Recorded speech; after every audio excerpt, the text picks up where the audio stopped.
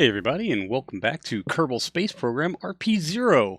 We are rejoining our freshly rotated crew here at the Kawaii Potato Station as we are transferring all of our available resources from our Shuriken K onto the station. Unfortunately, there's just not enough room to hold it all. So we're going to end up dumping what we can, trying to get this shuttle down to I guess appropriate weight for reentry and stuff. So there's that. It's yeah, it kind of sucks to have to vent off a bunch of otherwise very useful life support supplies, but we don't really have a choice. Everything there, as far as life support is concerned, is pretty full. So, and the shuttle needs to be maintained at a specific balance of weight in order to not go absolutely crazy and, spin out, crash, die, and kill everyone on board. So we are now plotting our deorbit burn. We actually, made it to.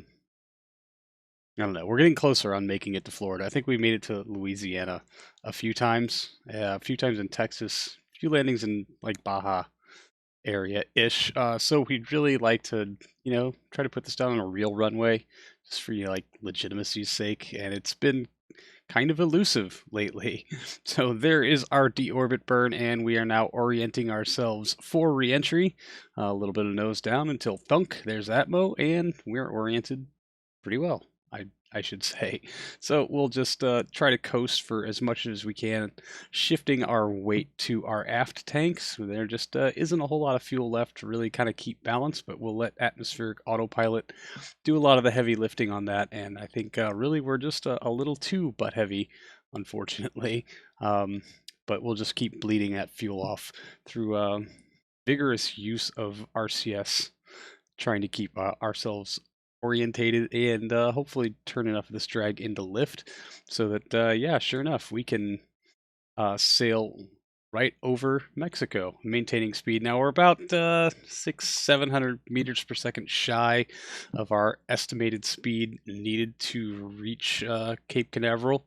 So yeah, that's a thing. But we decided to just, go ahead and go for it. Reduce our glide angle just a little bit and see if maybe, just maybe, even if we can't get to Cape Canaveral, maybe we can at least land in the, state of Florida. I feel like that's a worthwhile goal, but we're very swiftly running out of speed and land not quite in sight. But I'm going to turn you over to Old Me for the rest of this landing. I think we're actually going to land in Florida. The wrong side of Florida, but we're going to land there.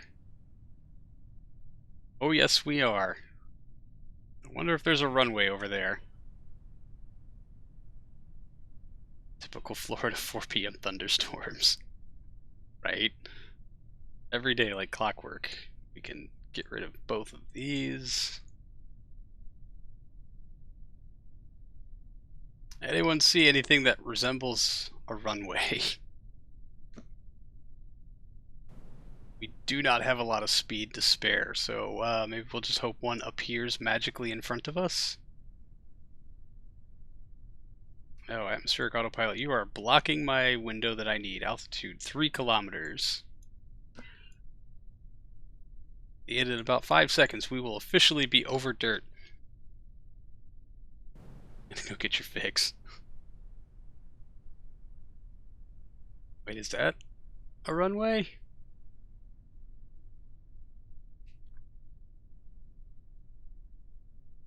Nah, we are not that lucky.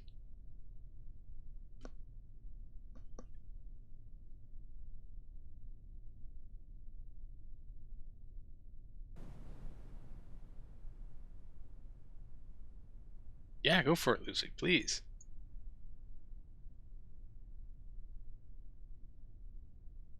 I mean, that kind of looks like a runway. We need to shed some speed. Good bearing on the deorbit burn I performed. Sort of. Duck Willie, how's it going? Welcome. Replicating it half an hour later might get what we want. It could, yeah. This is a runway. It's just a little broken. I don't know if we actually want to land there. And what is this? Is that a terminal? I think that's supposed to be a terminal. It just looks like a very oddly shaped crater. That is a runway.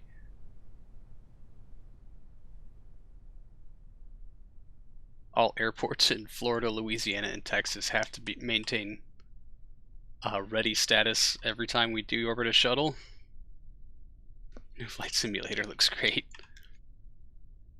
It's also a brown pants simulator. Alright, I think we're going to turn this way because we've got...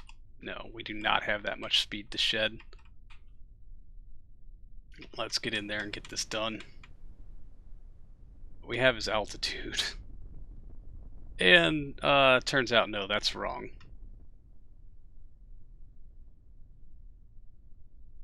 We're at 600 meters. We do not have the altitude nor the speed. Stall. Shit. Sorry, runway. Mucked this up pretty good. Let's get gear down and locked. We're just going to put it down in the grass.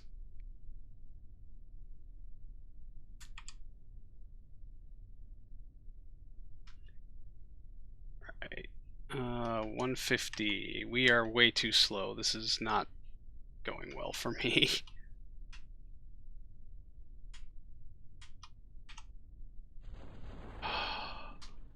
Brakes, brakes, brakes, brakes, brakes.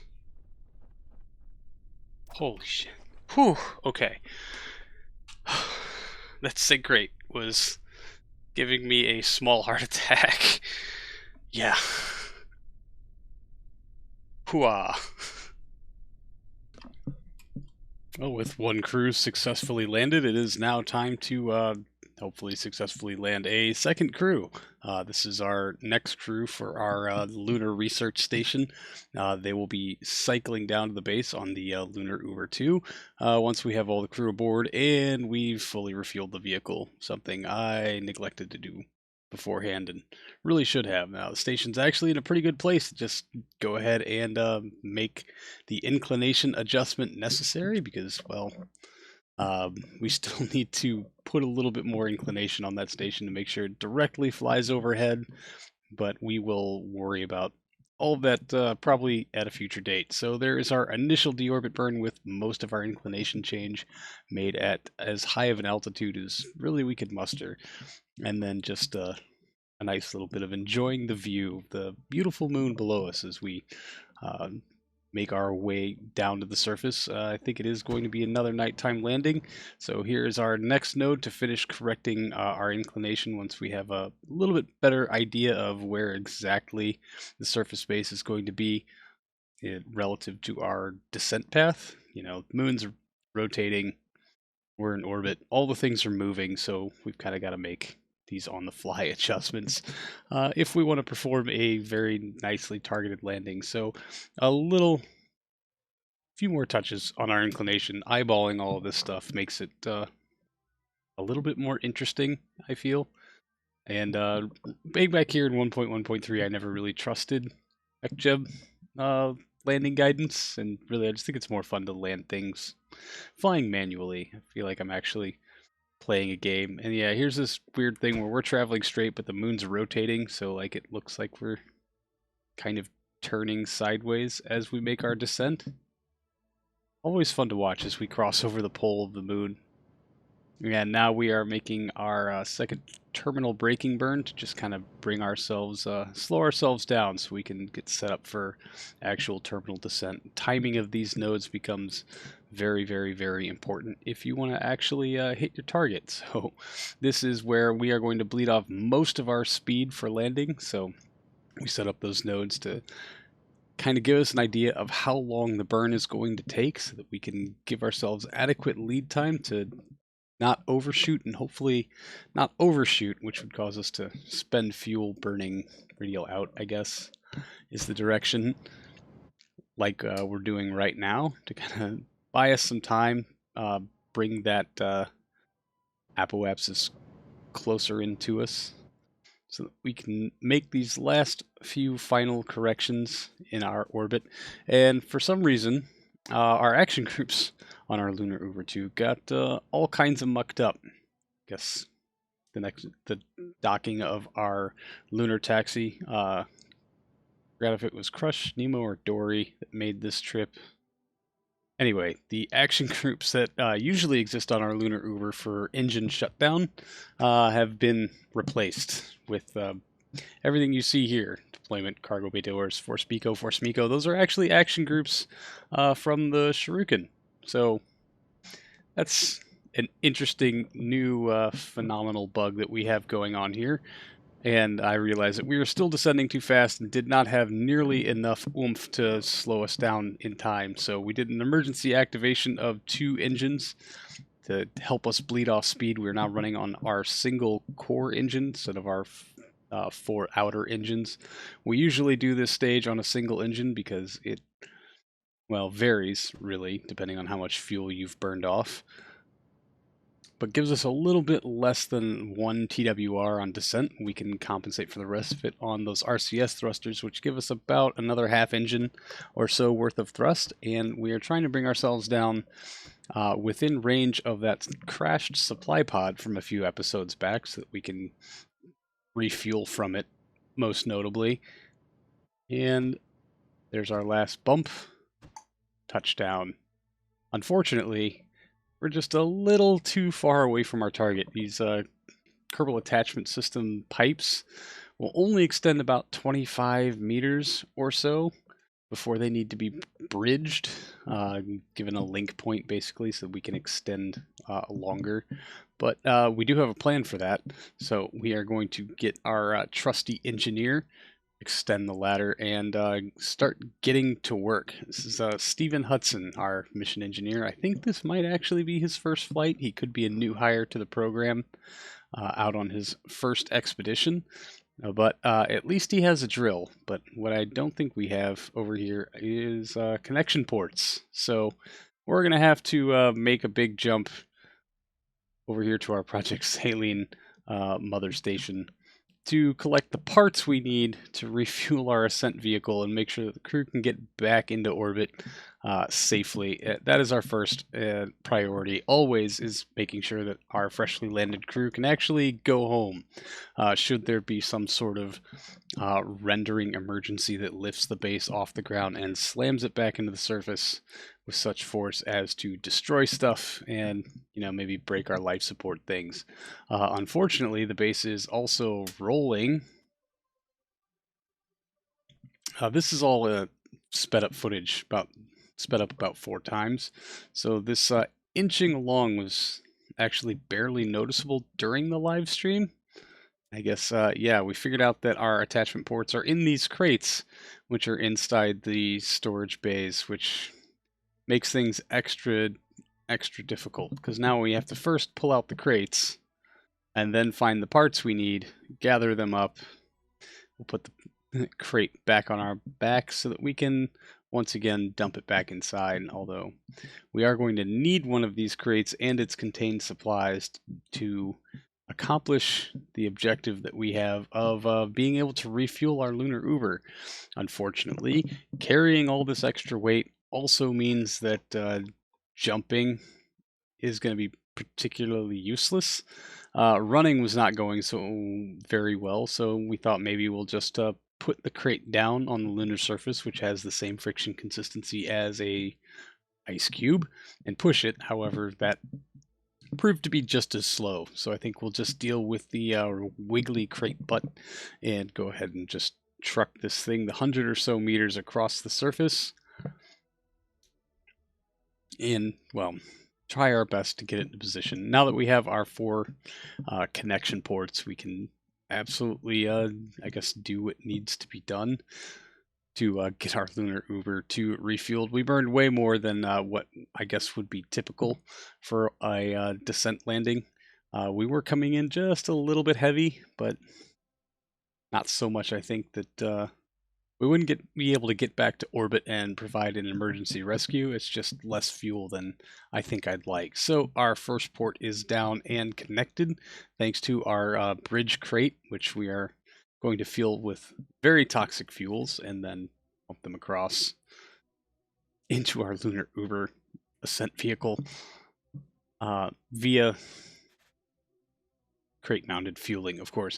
This is because Kerbal Attachment System tends to reassign a root part, which is something from, God, maybe 2 years ago, where we had our original version of the Lunar Uber suddenly had its root part reassigned, and it messed up fuel flow for pretty much everything, and it actually considered half of the spacecraft a completely separate vessel, so it wasn't pumping fuel from like 2 of the lateral tanks.